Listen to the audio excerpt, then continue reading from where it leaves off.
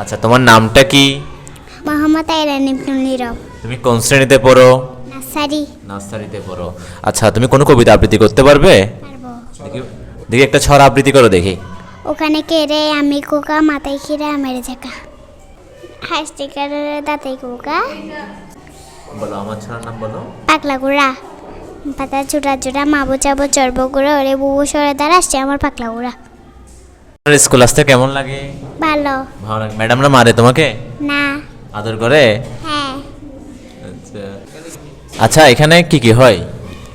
এখানে খেলাধুলা হয়, অনুষ্ঠান হয়, পড়ালেখা হয়। তুমি বড় হয়ে কি হতে চাও? বড় হয় ডাক্তার। ডাক্তার হতে চাও তুমি? ওরে বাবা! আচ্ছা, ডাক্তার হয়ে কি করবে তুমি? চিকিৎসা করবো। চিকিৎসা করবা? আচ্ছা,